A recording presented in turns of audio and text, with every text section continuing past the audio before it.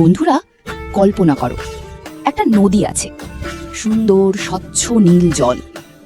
হঠাৎ একদিন সেই জল লাল হয়ে গেল, রক্তের মতো লাল। তারপর সারা দেশ ভরে গেল ব্যাঙে। ঘরে ব্যাঙ, বিছানায় ব্যাঙ, খাবারের থালায় ব্যাঙ। এরপর এলো উকুন, মাছি, ভয়ঙ্কর রোগ, বিস্ফোরা, ঝড়, পঙ্গপাল, আর শেষে 3 দিনের ঘন অন্ধকার। এটা কোনো রূপকথার গল্প নয়, এটা সত্যিকারের ঘটনা। আজ আমরা জানব মোশি, হারুন আর মিশরের রাজা ফিরাউনের সেই অবিশ্বাস্য গল্প। অনেক অনেক বছর আগের কথা।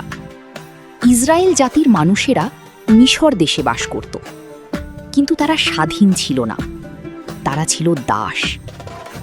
মিশরের রাজা ফিরাউন তাদের দিয়ে কঠিন কঠিন কাজ করাতেন। তারা ইট বানাতো, ভারী ভারী পাথর বহন করত, রোদে পুড়ে ঘামে ভিজে সারা দিন খাটত। তখন ঈশ্বর মোশি ও তার ভাই হারুনকে পাঠালেন ফিরাউনের কাছে। মোশি বললেন, আমাদের ঈশ্বর বলেছেন ইসরায়েলের মানুষদের যেতে দাও। কিন্তু ফেরাউন রাজি হলেন না। তিনি রাগ করে বললেন, কে সেই ঈশ্বর? আমি তার কথা মানব কেন? তখন হারুন তার লাঠিটা মাটিতে ফেললেন, আর সাথে সাথে সেই লাঠি একটা বড় সাপ হয়ে গেল। ফেরাউন তার জাদুকরদের ডাকলেন, তারাও সাপ বানালো, কিন্তু হারুনের সাপটা তাদের সাপগুলোকে গিলে ফেলল। তবুও ফেরাউনের মন বদলালো না। ঈশ্বর মোশিকে বললেন, সকালবেলা নদীর পাড়ে যাও, হারুনকে বলো লাঠি দিয়ে জলে আঘাত করতে। হারুন লাঠি দিয়ে নদীর জলে আঘাত করলেন, আর সাথে সাথে পুরো নদীর জল রক্ত হয়ে গেল। মাছ মরে গেল, দুর্গন্ধে মিশর ভরে গেল। মানুষ জল পাচ্ছে না। 7 দিন পর ঈশ্বর সেই মহামারী তুলে নিলেন, কিন্তু ফেরাউন তবুও মন পরিবর্তন করলেন না। এরপর শুরু হলো ব্যাঙের উৎপাত। সারা মিশর দেশ ব্যাঙে ভরে গেল। ঘরে ব্যাঙ, রান্নাঘরে ব্যাঙ, এমনকি বিছানায়ও ব্যাঙ। ফেরাউন একটু ভয় পেলেন, বললেন, ঠিক আছে মোশি, তোমার ঈশ্বরকে বলো এই ব্যাঙ সরিয়ে নিতে, তাহলে আমি ইসরায়েলদের যেতে দেব। মোশি প্রার্থনা করলেন। সব ব্যাঙ মরে গেল, কিন্তু যেই না ব্যাঙ চলে গেল, ফেরাউন আবার কথা ভুলে গেলেন। তিনি ইসরায়েলদের ছাড়লেন না। হারুন লাঠি দিয়ে মাটির ধুলায় আঘাত করলেন, আর সারা দেশের ধুলো উকুন হয়ে গেল। মানুষ আর পশু কেউই রেহাই পেল না। এরপর ঈশ্বর সারা দেশে মাছির উপদ্রব পাঠালেন। কিন্তু একটা বিষয় লক্ষ্য করো, যেখানে ইসরায়েলরা থাকত সেখানে কোনো মাছি ছিল না, শুধু মিশরীয়দের ঘরে মাছি। ঈশ্বর তার মানুষদের আলাদা করে রাখলেন। তারপর এক ভীষণ রোগে মিশরের সকল পশু আক্রান্ত হল।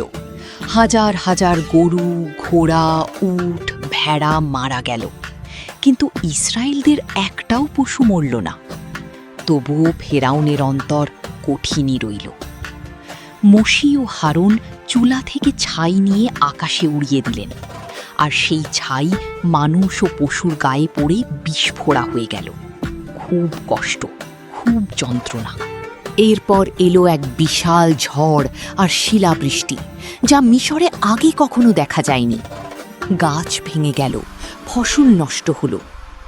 মোশি ও হারুন বারবার ফেরাউনের কাছে গেলেন, কিন্তু ফেরাউন ইসরায়েলদের ছাড়তে রাজি হলেন না। শিলাবৃষ্টির পর একটা ঝড়ো বাতাস বয়ে গেল, তার সাথে এলো পঙ্গপালের দল। যা কিছু সবুজ ছিল পঙ্গপাল সব খেয়ে শেষ করে দিল। দেশটা একদম খালি হয়ে গেল। এরপর সারা মিশর দেশে ঘন অন্ধকার নেমে এলো। 3 দিন ধরে মিশরীয়রা সূর্য, চাঁদ, তারা কিছুই দেখতে পেল না, কিন্তু ইসরায়েলদের ঘরে আলো ছিল। ফেরাউন মোশি ও হারুনকে ডেকে রাগ করে বললেন, দূর হও আমার চোখের সামনে থেকে, তোমাদের মুখ যেন আমি আর না দেখি। মোশি শান্তভাবে বললেন, আপনি যা বললেন তাই হবে। বন্ধুরা, এই গল্পে একটা কথা বারবার দেখা গেল। মিশরে যখন রক্তের নদী, তখনও ইসরায়েলদের জল ছিল। মিশরে যখন মাছির উপদ্রব, তখনও ইসরায়েলদের ঘর শান্ত ছিল। মিশরে যখন ঘন অন্ধকার, তখনও ইসরায়েলদের ঘরে আলো জ্বলছিল। ঈশ্বর সবসময় তার মানুষদের পাশে থাকেন। আজকের গল্প যদি ভালো লেগে থাকে, ভিডিওটা লাইক করো আর বন্ধুদের সাথে শেয়ার করো। নিচে কমেন্ট করো 10টা মহামারীর মধ্যে কোনটা তোমাকে সবচেয়ে বেশি অবাক করেছে। আর সাবস্ক্রাইব করতে ভুলো না। বাইবেলের আরও সুন্দর গল্প নিয়ে আমরা আসছি।